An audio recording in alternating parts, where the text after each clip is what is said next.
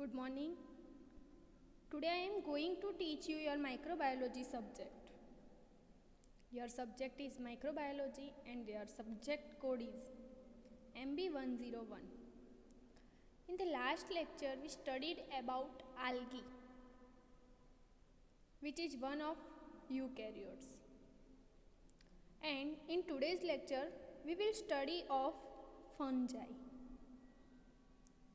એટલે કે ગયા લેક્ચરની અંદર આપણે લીલ વિશે અભ્યાસ કર્યો હતો. સુવિકસિત કોષ કેન્દ્રીમાં લીલ વિશે અભ્યાસ કર્યો હતો. આજે આપણે ફૂગ વિશે અભ્યાસ કરીશું. ફંજાઈ ઓર કોલ્ડ ફંગી, એટલે કે ફૂગ વિશેનો આપણે આજે અભ્યાસ કરવાનો છે.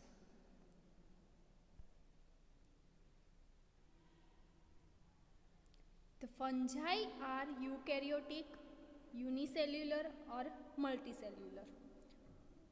Achlorophyllous, spore-bearing organisms with an absorptive mode of nutrition that reproduce asexually or sexually. The fungi are eukaryotic, unicellular or multicellular. Achlorophyllous, spore-bearing organisms with an absorptive mode of nutrition that reproduce asexually or sexually.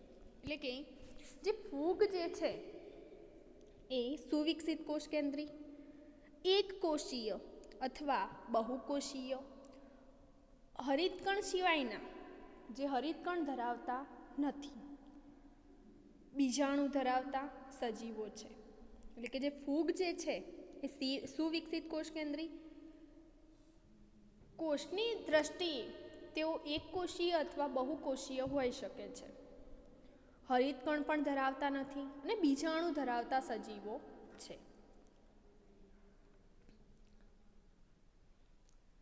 જે પોષણનો એબ્ઝોર્પ્ટિવ mode ધરાવે છે, ન્યુટ્રિશનલી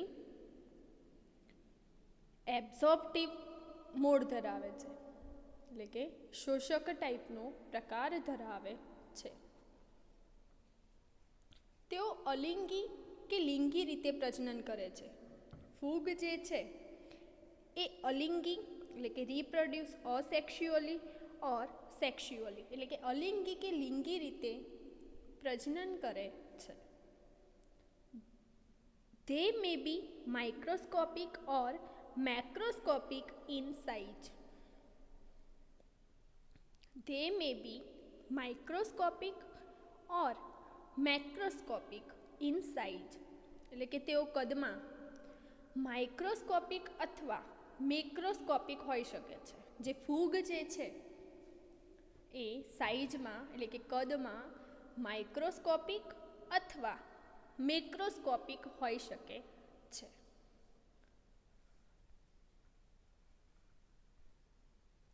The fungi possess two types of structures. The fungi possess two types of structures. એટલે કે ફૂગ જે છે એ બે પ્રકારના બંધારણ ધરાવે છે. જે ફૂગ જે છે એ બે પ્રકારના બંધારણ ધરાવે છે.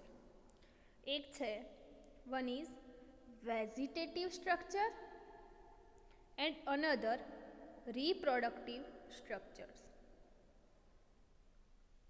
જે ફૂગ જે છે એ બે પ્રકારના બંધારણ ધરાવે છે. એક છે વેજીટેટિવ સ્ટ્રક્ચર્સ એટલે કે વાનસ્પતિક રચનાઓ, અને બીજું છે રિપ્રોડક્ટિવ સ્ટ્રક્ચર્સ એટલે કે પ્રજનન રચનાઓ. વાત કરીએ વેજીટેટિવ સ્ટ્રક્ચર્સની. Vegetative structures that play role in growth and physiological activities. Vegetative structures that play role in growth and physiological activities. એટલે કે જે વાનસ્પતિક રચનાઓ છે એ ગ્રોથ અને ફિઝિયોલોજિકલ એક્ટિવિટીઝમાં ભાગ ભજવે છે, એટલે કે વૃદ્ધિ અને દેહધાર્મિક ક્રિયાઓમાં ભાગ ભજવે છે. ફૂગનું જે બંધારણ છે એ બંધારણ પૈકી વાનસ્પતિક રચનાઓ જે હશે એ એની વૃદ્ધિ અને દેહધાર્મિક ક્રિયાઓમાં ભાગ ભજવે છે. બીજું જે સ્ટ્રક્ચર છે એ છે reproductive structures that play role in reproduction. Reproductive structures that play role in reproduction એટલે કે પ્રજનન રચનાઓ જે પ્રજનનમાં ભૂમિકા ભજવે છે. તમારે બે વસ્તુ યાદ રાખવાની છે કે ફૂગ જે છે એ બે પ્રકારના બંધારણ ધરાવે છે. એક છે વાનસ્પતિક રચનાઓ અને બીજું છે પ્રાજનનિક રચનાઓ. જે વનસ્પતિક રચનાઓ જે છે એ વૃદ્ધિ અને દેહધાર્મિક ક્રિયાઓમાં ભાગ ભજવે છે, એટલે કે ભૂમિકા ભજવે છે. અને પ્રજનન રચનાઓ જે છે એ પ્રજનનમાં ભાગ ભજવે છે, પ્રજનનની ક્રિયામાં ભાગ ભજવે છે.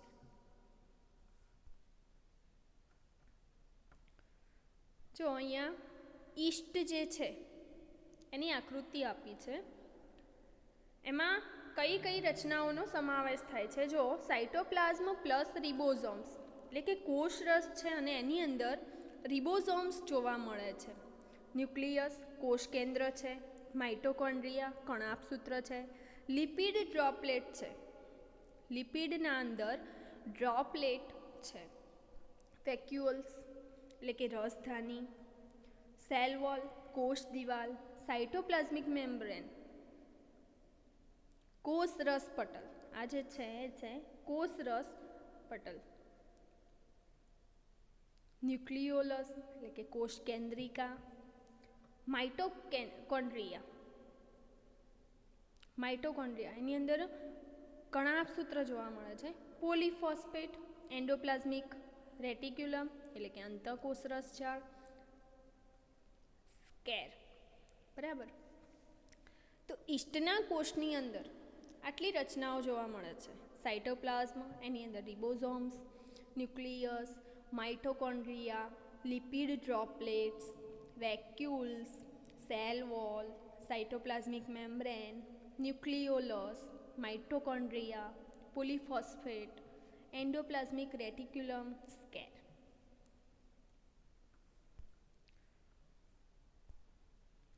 The body or the vegetative structure of the fungus is called thallus. The body or the vegetative structures of fungus is called thallus. એટલે કે ફૂગના દેહ અથવા વાનસ્પતિક રચનાને સુકાઈ કહેવાય છે. થેલસ એટલે કે સુકાઈ, એટલે કે the body or the vegetative structure of the fungus is called thallus. ફૂગના દેહ અથવા વાનસ્પતિક રચનાને સુકાઈ કહેવામાં આવે છે. જે ફૂગનું દેહ હોય શરીર અને એની જે વાનસ્પતિક રચના હોય એને સુકાઈ તરીકે ઓળખવામાં આવે છે.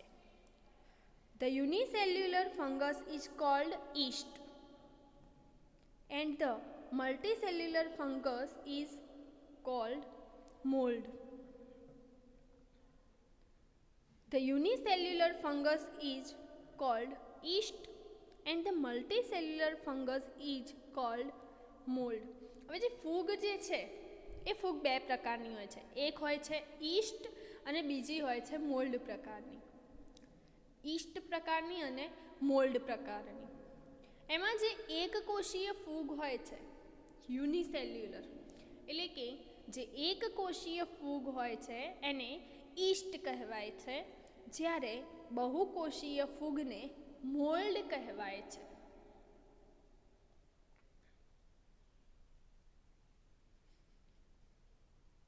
એક કોષીય ફૂગને ઈસ્ટ કહેવાય છે અને બહુકોષીય ફૂગને મોલ્ડ કહેવાય છે. જે ઈસ્ટ જે છે એનો ઉપયોગ આથવણમાં, બેકરી ઉદ્યોગમાં, આલ્કોહોલની બનાવટમાં થાય છે. જ્યારે મોલ્ડ જે છે એનો સીધો જ ખોરાક તરીકે ઉપયોગ કરવામાં આવે છે. જે ઈસ્ટ જે છે ને એ વિટામિન બીથી ભરપૂર હોય છે. બરાબર. તમારે એક વસ્તુ યાદ રાખવાની છે કે જે ફૂગ જે છે બે પ્રકારની હોય છે. એક હોય છે ઈસ્ટ પ્રકારની અને બીજી હોય છે મોલ્ડ પ્રકારની. એમાં જે એક કોષીય હોય છે ઈસ્ટ કહેવાય છે, બહુકોષીય હોય છે અને મોલ્ડ કહેવાય છે.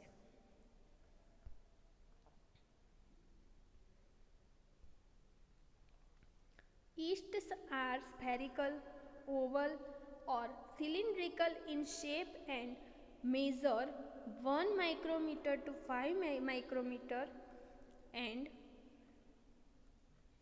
5 micrometer to 30 micrometer in size. Yeasts are spherical, oval or cylindrical in shape and measure 1 micrometer to 5 micrometer into 5 micrometer to 30 μm in size.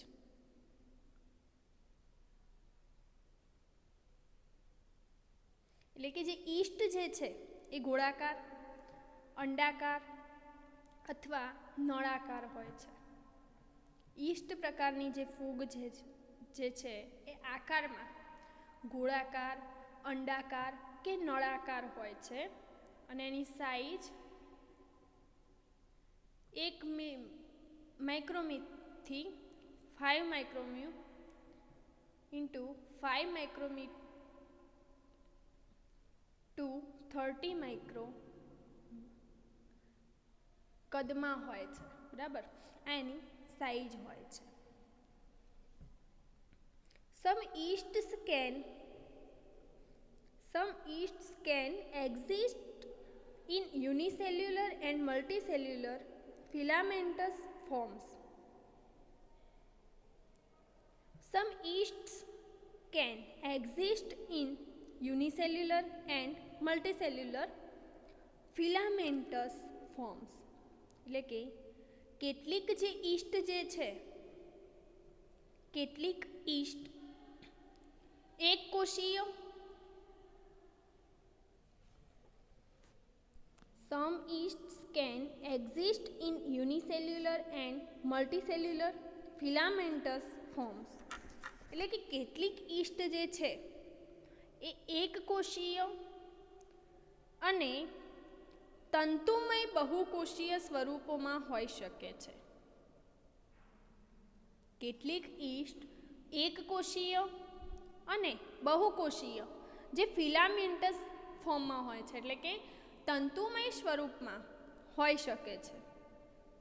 તો આટલા સુધી તમને ખબર પડી હશે કે જે ઈસ્ટ જે છે એ એક કોષીય હોય છે, પણ ક્યારેક બહુકોષીય પણ હોય છે, પણ એ ફિલામેન્ટસ ફોર્મ્સમાં જોવા મળે છે.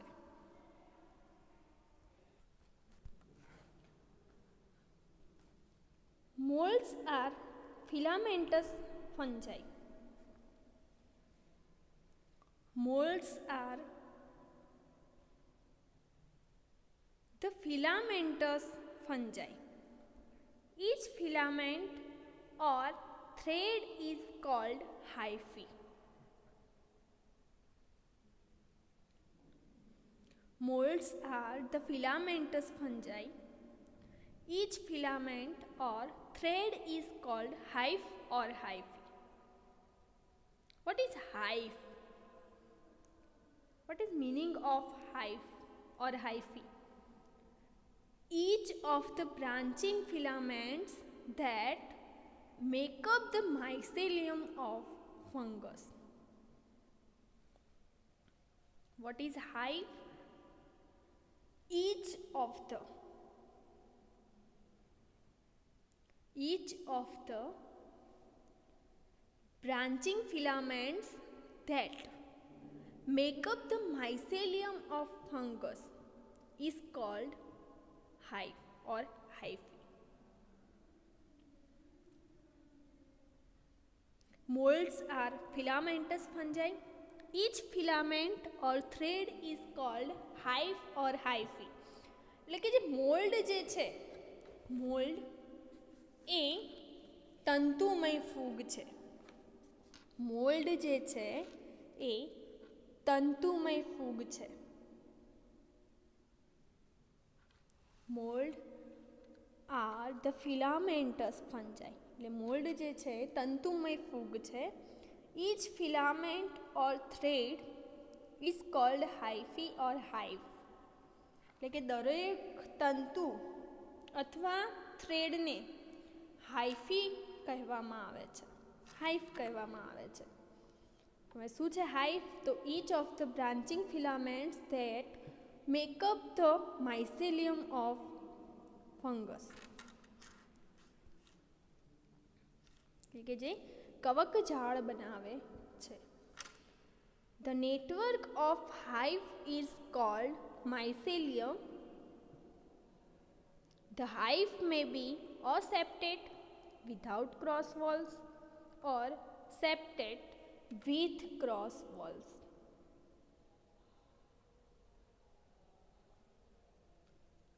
The network of hive is called mycelium. The network of hive is called mycelium. એટલે કે જે હાઇફનું જે માળખું હોય છે, હાઇફના માળખાને કવક જાળ તરીકે ઓળખવામાં આવે છે, એટલે કે કવક જાળ કહેવામાં આવે છે. ધ હાઇફ મે બી અસેપ્ટેડ. અસેપ્ટેડ એટલે કે ક્રોસ દિવાલ વિનાની, without cross walls, or septate with cross walls. એટલે કે સેપ્ટેટ અથવા અસેપ્ટેટ હોઈ શકે છે. The hive may be aseptate or septate. Aseptate means without cross walls and septate means with cross walls.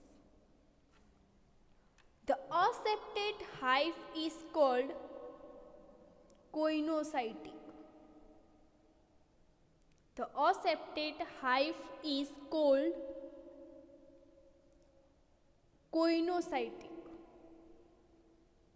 એટલે કે જે અસેપ્ટેડ હાઇવ હોય છે એને કોઇનોસાઇટિક કહેવામાં આવે છે.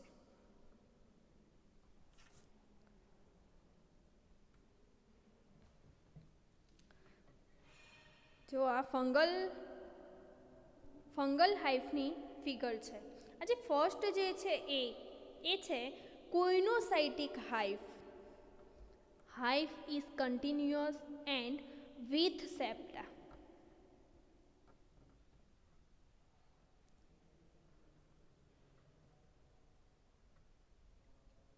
હાઇફ is continuous and without septa. B જે છે એ છે, આ છે ન્યુક્લિયસ, આ છે septum. Septate hyphae with uninucleate cells. Septa or cross walls occur in the hypha. જો ફર્સ્ટ જે છે એ છે વિધાઉટ સેપ્ટા, સેકન્ડ જે છે એ છે septa or cross walls occur in the hypha. બરાબર. આની અંદર ક્યાંય સેપ્ટા છે નહીં, આની અંદર સેપ્ટમ જોવા મળે છે. આ તમે જુઓ, આ જે ફિગર જે છે એની અંદર સેપ્ટમ દર્શાવ્યું છે. સેપ્ટેટ હાઇવ વિથ મલ્ટીન્યુક્લિએટ સેલ્સ. 3 ફિગર છે. એક છે કોઇનોસાઇટિક હાઇફી, જેમાં હાઇફ ઇઝ કન્ટિન્યુઅસ એન્ડ વિધાઉટ સેપ્ટા. એટલે કે જે હાઇફ જે છે કન્ટિન્યુઅસ છે અને સેપ્ટા વગરની છે. સેકન્ડ જે છે સેપ્ટેટ હાઇફ વિથ યુનિન્યુક્લિએટ સેલ્સ. એટલે કે septa or cross walls occur in the hypha. And figure C જે છે એ છે સેપ્ટેટ હાઇફ with મલ્ટીન્યુક્લિએટ cells.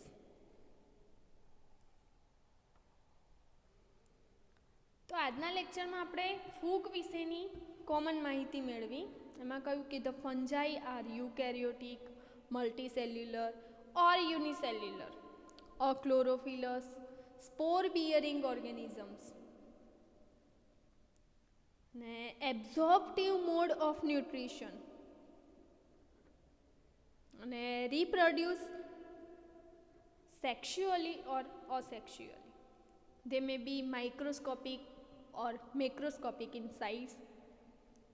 Fungi possess two types of structures: vegetative structures and reproductive structures. Vegetative structures play a role in the growth and physiological activities, and reproductive structures play a role in reproduction. The body or the vegetative structure of the fungus is called thallus. The unicellular fungus is called yeast, and the multicellular fungus is called mold. Yeast are spherical, oval or cylindrical in shape. Some yeasts can exist in unicellular and multicellular forms. Molds are filamentous fungi. Each filament or thread is called hyphae. The network of hyphae is called mycelium. એટલે કે એને કવક જાળ કહેવાય છે. The hyphae may be aseptate or septate, and the aseptate hyphae is called coinocytic. તો આજે આપણે આટલે સુધી અભ્યાસ કર્યો છે. હજુ વધારે માહિતી ફૂગ વિશે અને ફૂગનું મહત્ત્વ આપણે નેક્સ્ટ લેક્ચરની અંદર જોઈશું. Thank you.